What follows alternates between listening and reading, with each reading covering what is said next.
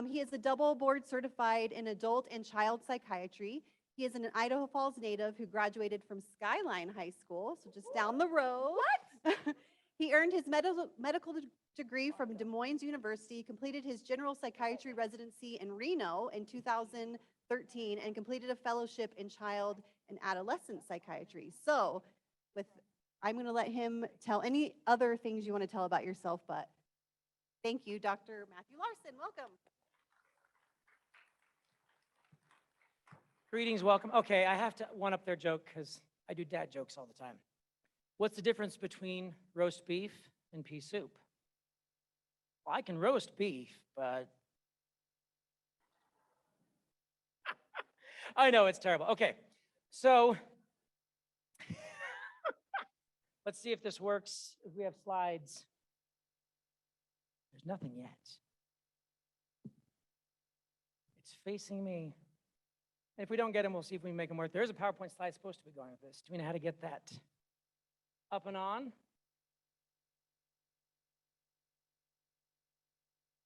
Well, I look lovely with my brilliant shining head. So while they're doing this, let me ask, by raise of hands in the room, how many parents of students do we have? Okay. How many teachers? Okay. How many are school, not teacher, staff, administration, counselor, or something else? Okay. How many do you have from outside of Rigby? Okay. Who didn't I ask? What groups did I miss? Okay, fair enough. So I'll tell a little bit about myself. I'm a child psychiatrist. So basically I went to a ridiculous amount of school, like 26 years. Yeah, student loans, yay! Everyone's favorite. I worked in Reno, Nevada for 5 years. I worked at the VA, I worked with alcoholics, I worked with trauma victims. I worked after the school shooting with 3 deaths in Reno. I worked with serial suicides at a middle school in Reno. I've worked BHC for 5 years in Idaho Falls. I opened my own clinic about a year ago. My point in bringing this to you is I've been through this. I've got 4 kids of my own. I've got a foster son of my own. I've had other foster kids. And I have a ridiculous number of hours in learning and looking up and trying to figure out how to do this right. So hopefully I have something useful for you. Hopefully I can actually tell you something that connects and hits home.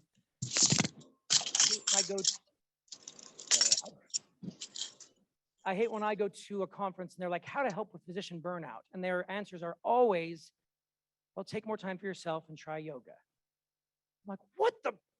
I'm like, when would you like me to take this more time for myself? Where was this supposed to come from? And I don't like yoga. It's actually a whole lot harder than I thought it was, and it kills me. I'd run rather than do yoga. Anyway, I think it's, okay, it's right, size. That's enough of who I am. This is also who I am. I have a ridiculous amount of fun. I don't know if you can really see this or not. I dress up. I do stage theater. I'm in a show right now. We're rehearsing to do Oliver at Idaho Falls. I'm auditioning for a radio play tonight. It's a Wonderful Life. I need my own release. I need my own place that has nothing to do with suicide, mental health, kids cutting, anxiety, depression, trauma. I need some place that has nothing to do with any of that. And right now that's me 2 or 3 hours a night, 3 nights a week, rehearsing for a show. I love Dr. Pepper to a ridiculous degree. It's what gets me through the day. So I have a 70-ounce mug next to me that I may be drinking from time to time. We're going to talk a little bit about resiliency. I want to talk about, okay, I mean this. I was locked in my locker in junior high. I was the scrawniest, tiniest, most ADHD, annoying kid you could imagine. And I got thrown in trash cans. I got swirlied, and I got locked in my locker twice. I remember the Columbine shooting because I was in high school, middle school or high school when it happened.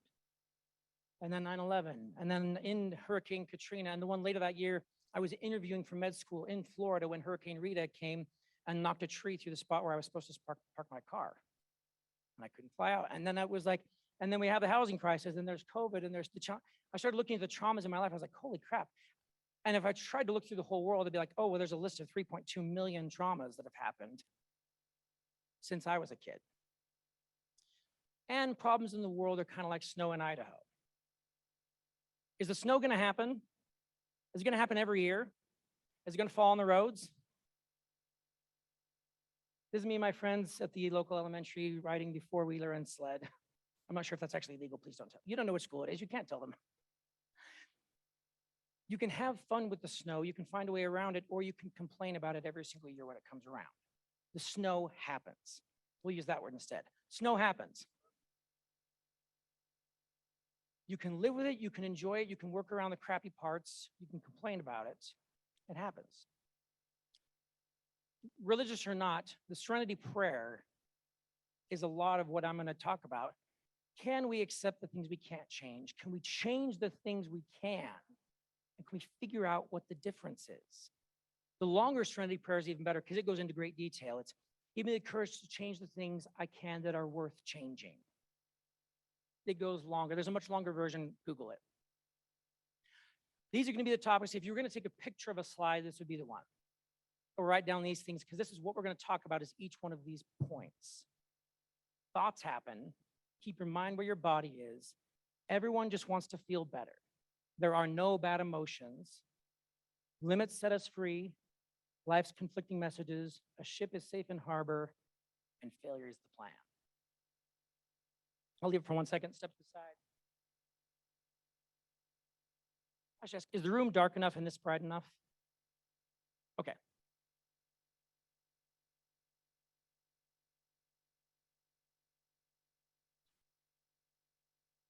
Who am I kidding? I don't want the Dr. Pepper all the way over there. I need it closer than that. So this is one of my first things that don't believe everything you think. I have a ridiculous number of people I work with that somehow believe they can control all their thoughts.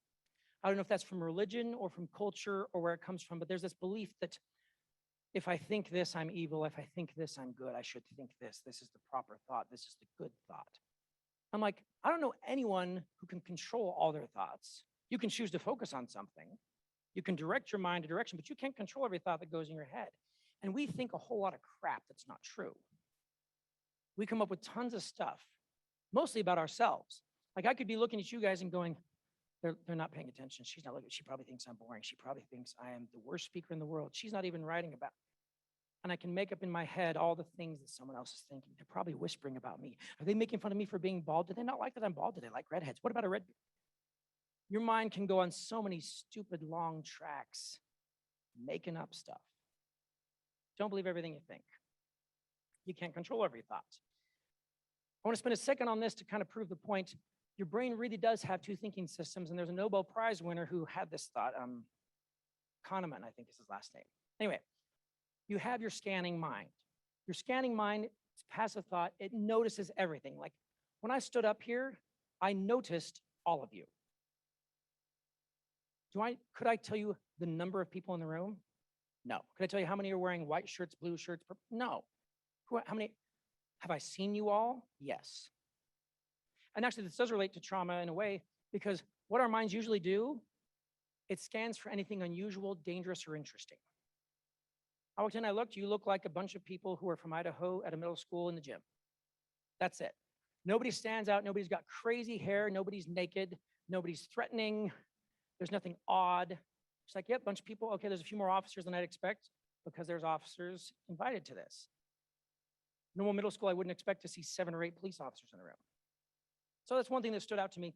But your scanning mind notices this. Like when you're driving down the road, your scanning mind notices every tree, every rock, every person. But mostly all it watches is yellow line, white line, anything surprising. I mean, how many of you have driven somewhere? You've made the turn, stopped at the stoplight, you get there, and you can't even remember driving. You don't remember the turn, you don't remember the stop sign, you don't remember anything, but you drove safely. You drove perfectly safe. Because your scanning mind scanned for anything scary. And you could sing along with the music, you could chat with the person next to you, you could do all those things until a semi-trailer started to merge on Highway 20, and suddenly scanning mind turned off, an active mind came on to, okay, how much brake, how much this, how do I turn, is there a car next to me, can I switch lanes?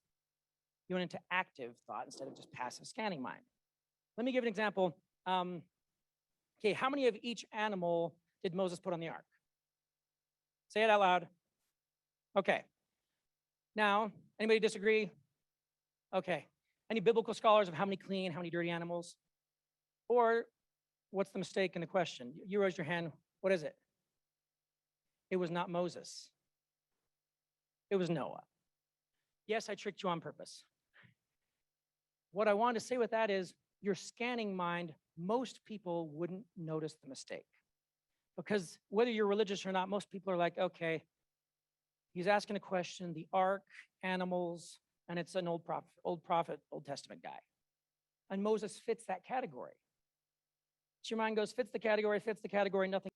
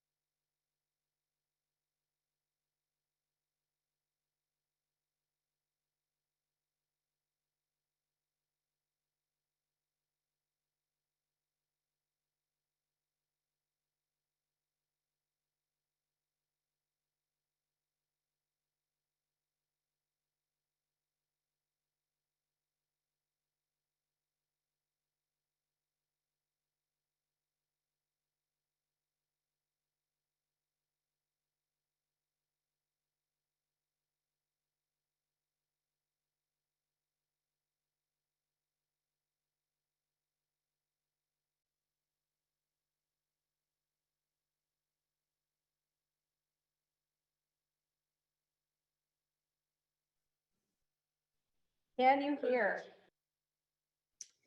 We cannot hear yet.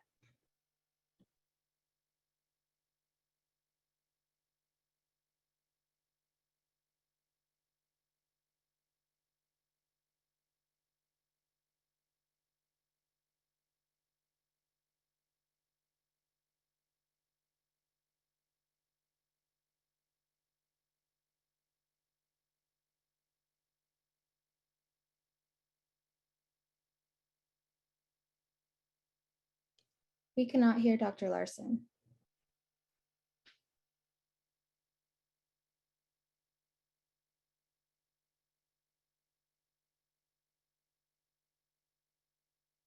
Out inside.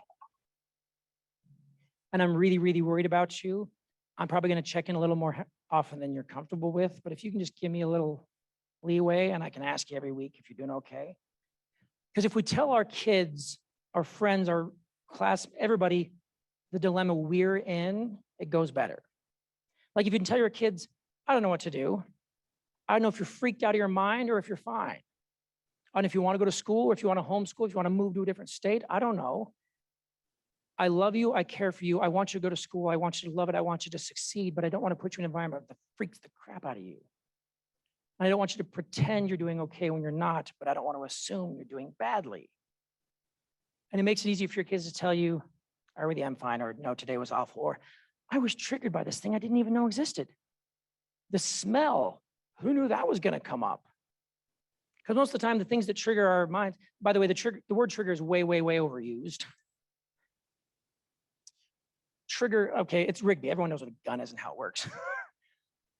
Triggers, and I'm sorry if this is a bad analogy with history, but anyway, a trigger is supposed to mean something minuscule like a finger moving can result in death.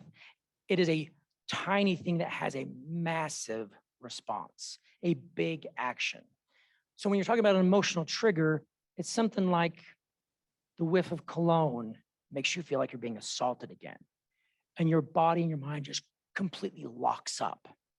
That's a trigger.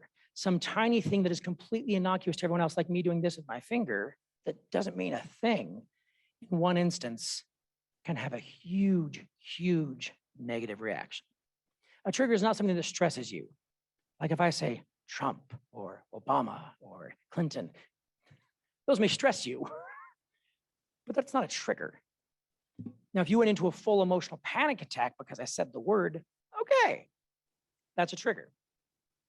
So let's get back in this. And sorry for everybody online. I apologize. You missed the first half. How many of you have checked your phone since I started? Okay. We're not great at paying total attention to where we are. And I don't blame you for it. We do it. It's hard to pay attention to a guy standing and talking to you. I'm not that interesting. I'm not devastatingly handsome. Hopefully I'm interesting in the topic, but we get distracted and we go off on other things. It's normal. My main problem with phones is usually not that people are doing evil things on them or awful. It's that we disconnect from the person in front of us. We disconnect from, like I was about 2 years ago, my sister lives in Salt Lake. She's a teacher. She came up, we were having dinner at Buffalo Wild Wings, and about an hour in, she was like, Matt, you've checked your phone 26 times. Can you just be at dinner with me? It was like, sorry. Put the phone away, be present with my sister. She was visiting for like a day and a half. I imagine you have the same thing as teachers. It's like, you don't think phones are awful evil. You just want kids to pay attention when you're teaching. Same with parents. It's like, I get why you say no phones at the table when we're eating a meal. You're with the family, be with the family. And that's probably my main advice. When you want to be on your phone and there's nothing else to do, great, be on your phone. Scroll, do this, waste whatever time you like, enjoy it. And when you're with other people, or you're supposed to be doing something, do that thing. Be fully in that thing. Remember that with trauma, your mind does control your body. Like when people say it's all in your head, I'm like, well, everything's all in your head. So what's the point of saying that? Your emotional mind can control your body. By the way, if I get too close to being out of time, tell me and we'll mix it. So have any of you seen a movie that scared you? Raise your hand if you have some scene that just, whew. Since it's a huge group, I won't ask what yours was, but how many of you have also read a book and you cried when a character died? Or, sorry if this is a spoiler, but the book's old, Where the Red Fern Grows. How many cried at the end? Right? Again, this is a spoiler for Harry Potter, but end of book 6 or movie 6, when a very major character dies, how many of you cried with that? I did. Or when characters fall in love and you're like, oh, and you can feel it. You can really feel it. That's the sign of a good movie, a good book, a good play, a good whatever, because you are drawn in. Emotionally, you're there. You're falling in love. It's your friend that just died. And your body actually reacts. The first time this hit home for me was I was about 10 when Jurassic Park came out, the first one. I'm old. Actually, not compared to this crowd. I feel young in this room. Hey, we're okay. Sorry. You're like a little too much honesty there, buddy. Back it down. So I went to Jurassic Park, and I'll show you the part in a second. Freaked the crap out of me. I'm in my seat, and I was like, I'm breathing heavy. I was moving my arms and legs. I was like freaking out. 30 years later, I'm in psychiatry training, and they asked me, do you know dinosaurs haven't existed for like 65 million years? Yes. Do you know it's a movie? Yes. Are you aware it's probably dinosaur-like robots with a soundtrack, Steven Spielberg, John Williams? I was like, yes. Were you actually breathing heavy? Yes. Was your heart racing? Yes. Were your eyes dilated? Yes, probably. I don't know, as a kid.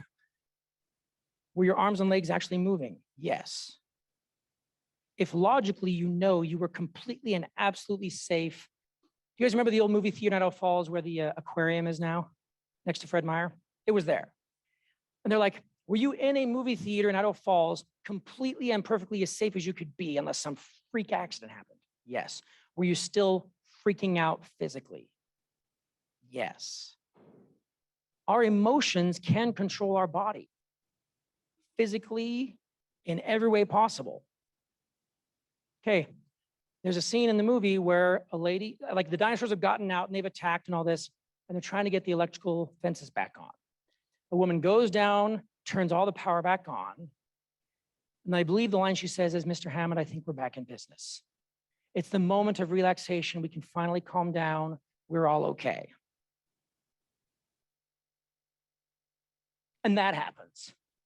She's like, Mr. Hammond, I think we're back in business. And this raptor, boom, pops out behind her. And that's when I just lost it. There's usually sound with this clip. Sorry, I didn't hear it. It's more impressive that way. Our body will react when it's not logical. We can be as safe as can be. Because, I mean, I don't want to hit home too hard or too much, but how safe are we most days in most places? Walking through the grocery store, walking through the school, walking on the sidewalk. We're about as safe as we can be. And yes, something can happen and we can't control it. Anxiety is when we freak out all the time, something bad is going to happen. And it can be based on past experience where it did, or it can just be our mind making it up. I worked with a kid who he was in Salt Lake and he saw somebody jump off a building and die. I was just outside their hotel. And he's like, Dad, can we not stay in this hotel? I'm like, yeah, that makes sense. Move to a different hotel. But then it became, can we not walk in downtown Salt Lake by the big buildings? But then it was, can we not walk by buildings in Salt Lake? And then it was, can we not walk by buildings in Idaho Falls? Can we not walk on sidewalks? Can we not go anywhere? And that's the problem with trauma, is avoidance. It makes our world very, very small. Because there was the thing that triggered us that was big and bad, but then anything associated with that becomes intolerable. We can't do it. Anxiety is a disorder of avoidance. And that's what we end up doing. We're like, well, that was part of the bad thing. We're going to avoid all of that. And that was part of the bad thing. Avoid all of that. And that was part of the bad thing. Avoid all of that. Like I've worked with girls who were assaulted. Like I get triggered by men. I'm like, well, that's half the population of the world. So we need to work on that. Now, if it's, I get triggered by my abuser, like, yes, we will avoid him, get a restraining order. Yes, we will work.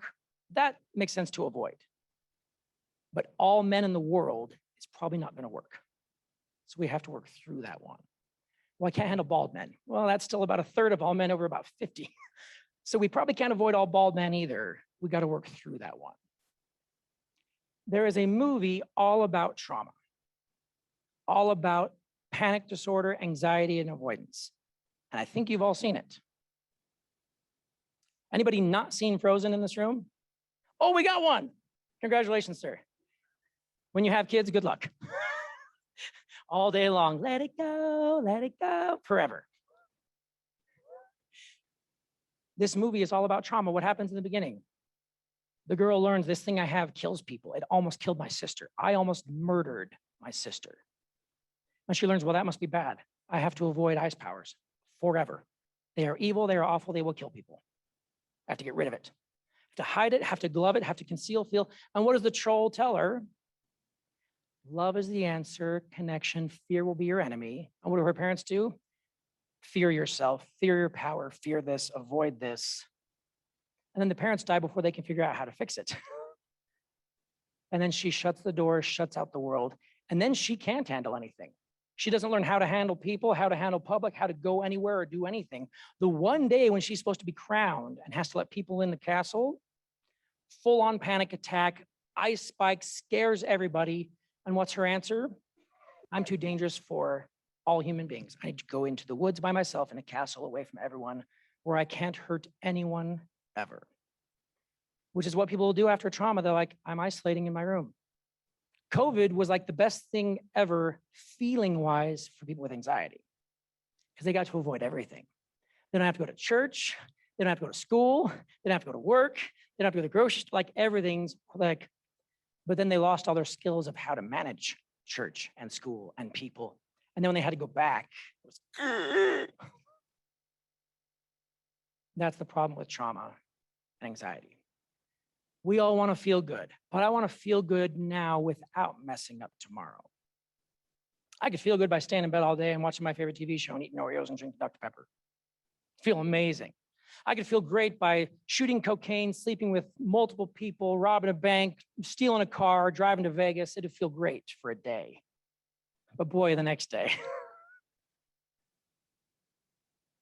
So we have to decide, can we enjoy now? Can we work through today? And it works for tomorrow. Because I have kids, lots of kids I work with don't want to go to school. I'm like, I get that. And staying home one day isn't a big deal. But you can't stay home every day. You can't stay home forever.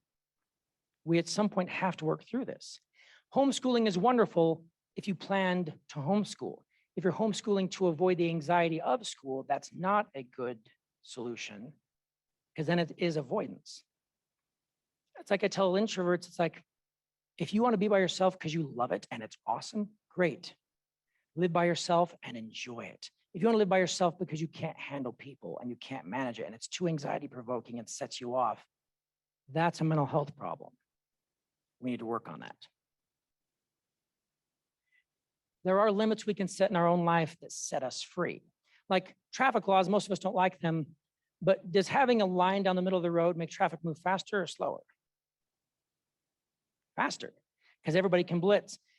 The Highway 20, when they got rid of the exits, is Highway 20 now faster or slower? Interstates, why can everybody go 80 and it's fine?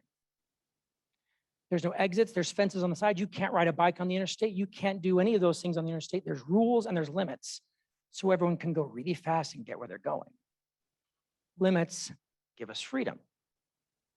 Freshman year of college, I was terrible. I was always staying up way too late, doing way too many things, and it was messing with my grades. And I was like, I know myself. I don't skip class. So I scheduled 7 a.m. Spanish. I didn't even like Spanish. But that got me to go to bed on time. Because I was like, I need to set my own limit. It's like, like on my phone, I waste so much time on Facebook. I set my own time limit, 45 minutes a day, and it turns off. Now, I know I'm the owner. I can put in the password and give myself more time. But if I set my own limit, I set myself free. That's what we're teaching our kids. If you'll go to bed on time and you'll exercise and you do your homework early, you can play the rest of the day. If you get this done and set some limits for yourself, you can do this. So we figure out what limits give us freedom. And that's what we're always doing with safety. It's like, okay, if we follow these basic safety rules, suddenly we have freedom to do whatever we want. Like personally, I don't drink alcohol. It started because of religion, and now it's because I've treated enough alcoholics.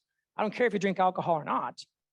I care, do you need to set a limit so you have the freedom to enjoy your spouse, your kids, get your job, go to work, not get arrested for a DUI? If you're good at setting your own limits, wonderful, you're good. If you're not, it gets you in trouble. Set yourself some limits or the police are going to. Same thing with school. Kids who get their homework done, do the teachers have to set rules for them or exceptions or other things? If you treat the teacher with respect, get your schoolwork done, you can skip class half the time, the teacher wouldn't even care. Set your own limits and you get a whole lot more freedom. So, I'm sorry, I'll make sure we get to the end. I give time for more questions. Life gives us very conflicting messages because one of them is be happy just the way you are. I'm sure it's on somebody's wall in vinyl lettering. The key to having it all is knowing you already do. Has anyone ever heard that? Read that, seen that? Has anyone heard that kind of message before? You need to be happy with who you are, happy with your body the way it is, happy with your life the way it is. Can you enjoy life the way it is? That's a good message. It's true. But how many of us are also told, always strive to be better? You should be striving to be more fit, more healthy, smarter, more educated, better income, involved in more things, better with your kids, better parent, better teacher, meet these metrics, get these scores for your kids. We're always told to be better, and we're always told be happy just as you are. Well, which one is it? You know the answer, it's both. But we're really crappy at doing that. Can we be happy exactly as we are and work to improve? Like, I assume you've all got things like, I know I shouldn't drink Dr. Pepper. It's sugar water with carbonation, bad for you. Caffeine, bad for you. Sugar, bad for you. Aspartame, dye, it's all bad for you. And I love it. I get this filled 2 or 3 times a day with 70 ounces. It's about 90% diet, 10% regular. That's the key. Maybe I'll die from aspartame. Maybe I'll die from high fructose corn syrup. I don't know. This is one thing I picked that I'm like, is it destroying my marriage, my religion, my work, my ability to sleep, or causing headaches? No, then I don't care. I'm just going to give myself this one. If it was causing a problem, or my wife says it's causing a problem, then we'll talk about it. Have you guys heard this quote before? A ship is safe in harbor, but that's not what ships are for. Most every parent I know wants to be able to keep their kids safe. 1, you can't. 2, even if you try, it makes things worse. Now, I worked in BHC for 5 years. Most everyone I worked with either threatened suicide, attempted suicide, was cutting, was psychotic, something like that. I get kids admitted and the parents would say, can you guarantee my child's safety? Say, no. Unless we duct tape them to the wall with a bite block and an oxygen tube so they literally can't move, with a feeding tube to force feed them, I cannot guarantee. I can get rid of all sharp things. I can get rid of all guns, meds, this access, locked doors. I can make it so there's nothing to hang a blanket off or anything they could hang themselves from. I can go a long way, but I can't guarantee it because I can't guarantee safety. Like, well, when the kid gets home, do we need to lock up the guns and lock up the meds and lock up the knives and get rid of the sharp things and watch them 24/7 and put cameras in the house? I'm like, you can. And there's a few things that probably make sense short term, but long term, it's like there's 1,000 sharp things in your house. How many knives do you have? You can't force safety all the time. You do the biggest things that make the most sense, and then you have to live. You can keep the ship in the harbor, but at some point you want the ship to sail.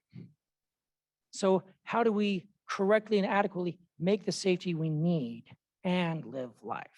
How do you use anxiety to keep you safe without keeping you locked in? Anxiety should keep you from going 80 miles an hour on this road. What's the road in front of the elementary called? Nobody knows. Anyway, you shouldn't drive 80 on this road. That should freak you out. You might hit a kid, you might do something awful. But if that keeps you from going 80 on the interstate and you're like, I should go 25 on Highway 20, it's safer. Is it actually safer? Or will you get rear-ended? Yeah. Anxiety puts you in more danger. It's supposed to keep you safe. That's what anxiety is for. It's supposed to keep you safe. And there's a point to which it does that, and there's a point to which it limits you and puts you in more danger. I do this presentation or similar to this with kids, and I try to point out, you're gonna struggle, and it's gonna suck. You're gonna fail.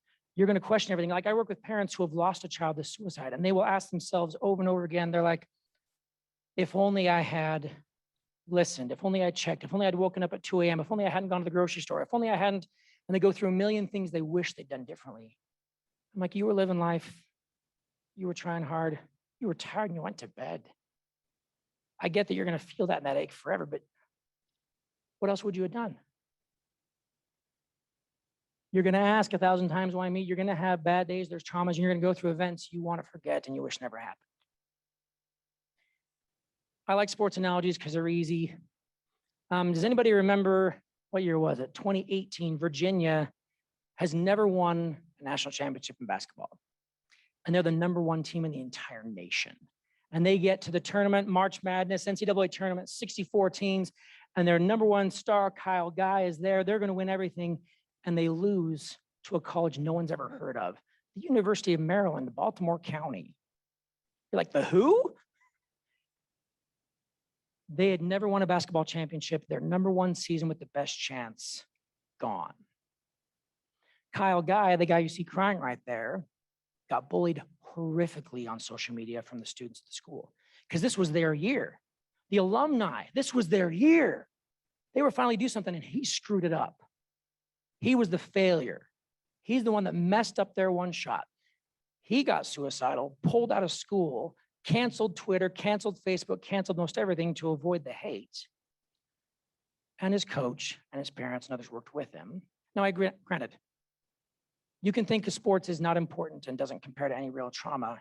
But for somebody who's been playing basketball 5 hours a day for 10 or 15 years, and it's their world and they're in college, and it's the NCAA tournament, that can be an extremely big and important thing, and you can get suicidal over it.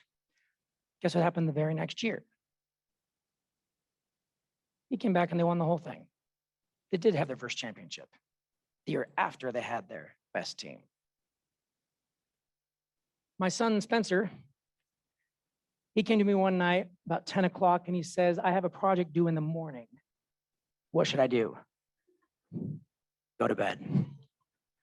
10 minutes later, can you help me set my alarm for 6 a.m.? Yes. Then he says, will you help me in the morning? No. You know about this 2 weeks ago before Thanksgiving break. I offered you help. At 6 a.m., he wakes up and he says, Dad, will you unlock the computer? And I'll do it all myself. Yes.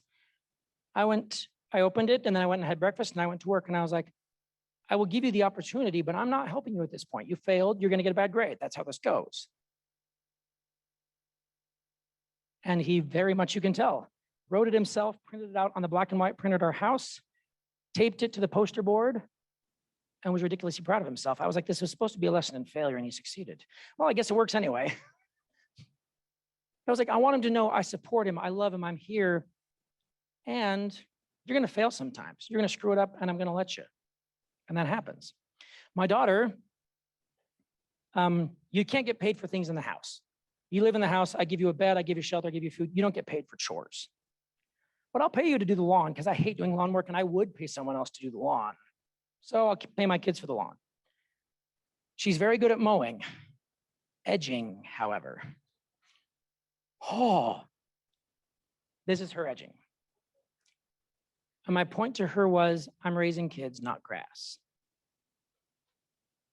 Guess what the grass will look like 2 weeks later? Be fine. Kind of like a haircut. What's the difference between a bad haircut and a good haircut? 2 weeks. We are raising kids. We're not raising grass. We can learn and adapt and change over time. We can give each other second chances. The biggest thing I tell kids is, I did so many stupid things in middle school and high school. I'm so glad there were no social media. There was no cell phones. Even the few pictures people have that they took, developed, and put on social media, 2 of them have been like, please delete that. Because it's embarrassing. The all-night senior party, yeah, I'm glad those pictures, yeah, let's get rid of those. We can let our friends be fools, and we're okay. I think that's the bane of social media and worldwide knowledge is we can instantly judge people, but we don't connect with the person in front of us and all their mistakes and all their good and all their bad. We don't connect with all our neighbors who are the other politics, the other religion. They left our religion, they joined this.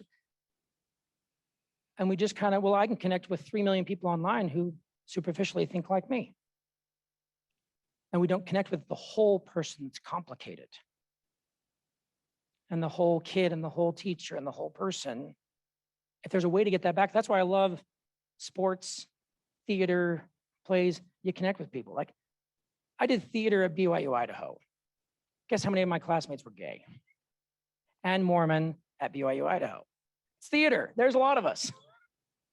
I was one of the few that wasn't. And it's like, I can connect with the whole person, love their whole person, enjoy them. And I can keep my values, my belief, my everything about me, and it works. And we're all fine.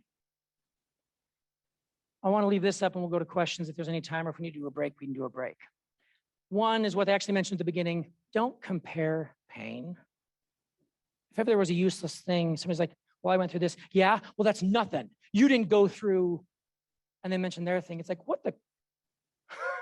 Like, I'll hear people say, well, I shouldn't be sad because they have it worse. That's as dumb as thinking, well, I shouldn't be happy. They have it better. Who would do that? Someone's got it worse. Someone's got it better. Let's not compare pain. It doesn't do you any good. We can support people and we can help them change. Loving someone doesn't mean just accepting them the way they are and that's it. It means accepting and loving them the way they are and helping them change. Don't you want that friend who once in a while says, yeah, that was dumb. Knock that off now. Change, fix this. You don't get to be that guy. You don't get to do that thing.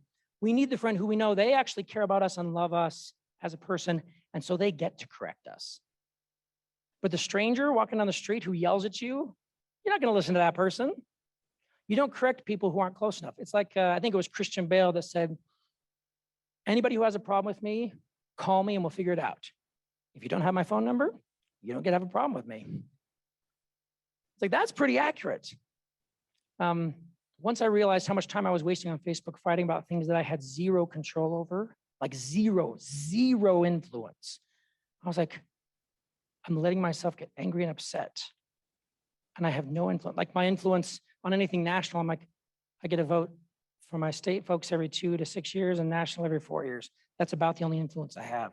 Why am I spending 2 hours a day freaking out about this? How about I just get to know my neighbor, do the local play, volunteer, coach the team. Don't avoid long-term. You can avoid things short-term. Like I was working with multiple kids who were at the school during the shooting, and I talked to them and I said, okay, this summer, fine, avoid it for a couple days, but then I want you to drive by the school. I want you to go play kickball on the grass. I want you to go grab ice cream and eat it at the picnic table outside the school. I want you to get used to, this is a place where a bad thing happened. One moment out of 16 million in your life. And that doesn't have to be the one memory. It's not going to go away. It's going to stick and it's going to suck. And something's going to trigger you at some point. And we can work through that anxiety to tolerate that and make it a worthwhile place. And you're still going to have fear, and we're not going to ignore that it happened. We don't have to ignore the past. We don't have to say it was good. We just have to make it useful or be able to go to what's next. So don't avoid things long-term. Like I said, homeschooling, great if you want to do homeschool, but if it's to avoid public school, that's a problem. Breaks are fine, avoiding things long-term is not. You can't make a trauma good, you can make it useful. You see what you can learn, you see what you can advance, you see what you can progress. You see, can it bring people together? And you don't come together and we're all gonna bond, we're gonna meet every week, we're gonna do this big thing, because it won't work. You all get back to your lives. Like, I got a job, I got things I wanna do. But you can connect in a meaningful way. I think that's everything I've got. I'm happy to answer questions. Thank you for your time.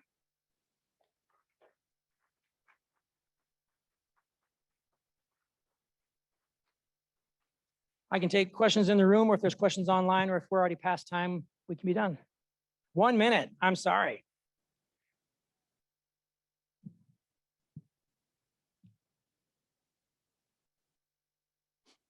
Right. It is an impossible question when your kid asks, are we safe now? And I would come back with a dilemma to them saying, I mean, like I said, I've got 4 kids. They're in 3 different school districts, oddly enough. And they're like, well, Dad, can you guarantee that won't happen at our school? I'm like, no. I don't know all the kids, and I don't know every day, and I don't know who was stressed and didn't sleep well and what they're doing. I can't guarantee safety, and I can't guarantee crap won't happen and something bad won't happen.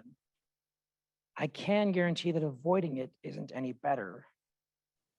I can guarantee that it's worth it. It's like, and I don't try to minimize it, but I'm like, I know there's a risk every time I drive to work.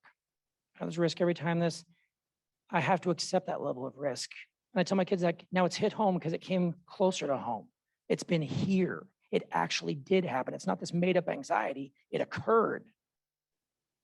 So I can't guarantee safety, but you're as safe as everyone else in every other school where it didn't happen.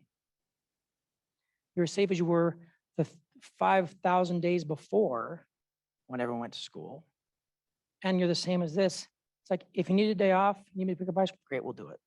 If you're freaking out one day, we'll do it. But we are going to go to school. We are going to make this work. Well, can you guarantee I'm safe? No. I can guarantee you're very safe. This isn't the same thing. I send my kids to ride their bikes to the public library. They know the path. They take the flip phone with them because I'm a little worried. One of them, crossing in front of a minor road, saw a car coming, looked, went in the crosswalk, and they hit him. And he didn't actually get injured. I mean, he fell over, scraped his ankle, but nothing big. And I asked him, like, the next day, are you willing to ride your bike today? He's like, no. Okay, that's fine. We're going to in a few weeks. We're going to ride the neighborhood, and eventually we're going to ride to the library again, and eventually we're going to have you ride by yourself to the library again. We need to get back to that point. Same kid broke his arm rollerblading. Didn't rollerblade for a year. Got him back on the trampoline, got him back on a bike, got him back on a scooter, and then we got back to rollerblading. Kind of the same thing of, I get why you're anxious, I get you don't feel safe, and I can't guarantee the safety, but I can guarantee it's as safe as it was. I'm okay with it, and I want to help you be okay with it. Does that make any sense? Don't fake it, don't lie, don't gloss over it, but also it doesn't become the focus and thing forever. It's that sucked and it happened. And I can't make guarantees, but I do know it's this safe. I know I still drive, and I still go, and I still go to the grocery store, and I still go to work, and there is risk everywhere, and I accept the risk. Does Does that help at all? They are. Right. Right. Right. And that's what you say it's your dilemma. You're like, I want to keep you safe. I want to guarantee it. I want to keep you in a padded box forever where nothing can ever injure you or hurt you. But I want the same thing for myself, and I know I have to live, and I want you to get to the same point I'm at where you live freedom. I do. I put dilemma to other people a lot where it's like, so I know I'm going over, I'll stop. Okay, 90 seconds, I'll be done. A friend called and he's like, Matt, I hadn't seen him since college, it's been like 18 years. And he said, the school just called, my daughter wrote a suicide note. It's in her backpack. I'm going to the school right now. I'll be there in 4 minutes. What do I say? How do I not make this worse? And I said, you just tell her you have no idea what to do. You show up and you're like, I love you. I don't want to assume you're suicidal. I don't want to assume you're not. I don't want to assume you're fine. I don't want to assume we need to put you in the hospital and give you medication. I love you and I'm lost and I'm here and I'll do whatever. And usually then your kids will say, they'll either hug you or they'll say, I'm good, or I really do need help. If you can just show them I'm here, I love you, I support you, and I don't know what to do, often that goes the best. Okay, anything else we should do, or should I get off the, done? Okay, thank you for your time. Good luck today. I hope this is very worth your time.